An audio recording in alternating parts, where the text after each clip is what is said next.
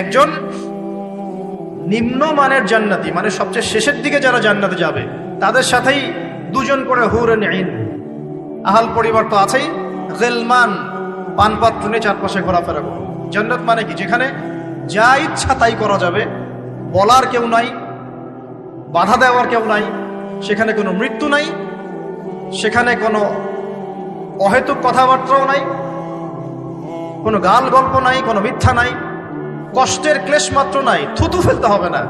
জান্নাত মানে থুতু ফেলতে হবে না, জান্নাত মানে হাঁচি হবে না, নাক ঝাড়তে হবে না, জান্নাত মানে ইস্তেঞ্জা পেশাব পায়খানা করার টেনশন নাই।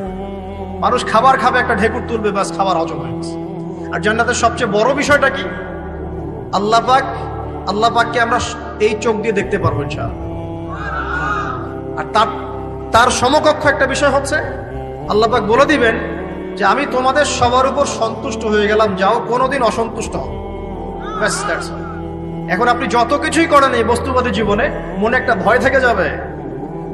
আপনি বিশ্ব নেতা হয়েছেন, বড় শিল্পপতি হয়েছেন, পলিটিশিয়ান হয়েছেন, ইকোনমিস্ট হয়েছেন, মনে একটা ভয় থেকে যাবে যে মরতে আমাকে হবে, আল্লাহ আমাকে ধরবেই, হিসেব আমাকে দেওয়া লাগবেই, কবরে আমাকে একাই যাওয়া লাগবেই, আমাকে কিয়ামতের মাঠে দাঁড়াতে হবে আল্লাহর সামনে। মনে একটা ভয় কাজ করে, যদিও বাইরে মানুষ দেখায় যে কোনো ভয় নাই। মানুষ বাইরে অভিনয় করে, মানুষ সমাজের মানুষের সাথে বাইরে একটা অভিনয় করে। কোন কোন ক্ষেত্রে আমরা নিজেরাই নিজেদের সাথে অভিনয় করি। কথা সাহিত্যিক হুমায়ুন আহমেদের নাম শুনেছেন? ইন্তেকাল করেছেন। একটা সময় ছিল আমরা স্কুলে পড়তাম, কলেজে পড়তাম, মাঝে মাঝে টুকটাক এ ধরনের কিতাব বইপত্র পড়া হয়েছে। হিমু, মিসির আলী এইসব পড়া হয়েছে।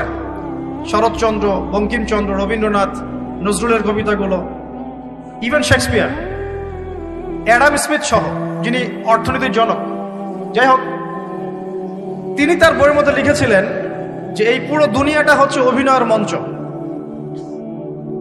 কথা সাহিত্যিক, তিনি বলছেন তার মতো করে এই পুরো দুনিয়াটাই অভিনয়ের মঞ্চ, আর আমরা সবাই নিজ নিজ জায়গায় অন্যের সাথে অভিনয় করছি। কোনো কোনো ক্ষেত্রে আমরা নিজেরা নিজেদের সাথে অভিনয় করছি। তিনি বলছিলেন আমরা সবাই অভিনেতা, আর সবচেয়ে বড় অভিনেতা হচ্ছে পলিটিশিয়ানরা, কারণ তাদেরকে অনেক বড় মঞ্চে অভিনয় করতে হয়। এটা আমার কথা না, হুমায়ুন আহমেদের কথা, পড়ে দেখেন তো।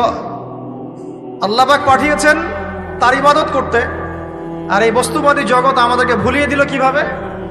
কয়েকটা প্রলোভন দিল। প্রথম প্রলোভন হচ্ছে টাকা, তারপরে জীবনে কি করব প্রতিষ্ঠিত হওয়ার চিন্তা, তারপরে চাই আরো চাই এই একটা আকীদা দর্শন, তারপরে আমার স্ত্রী সন্তান আহাল পরিবারের কি হবে, আর আরেকটা দর্শন আছে, এটাকে বলে চারবাক দর্শন।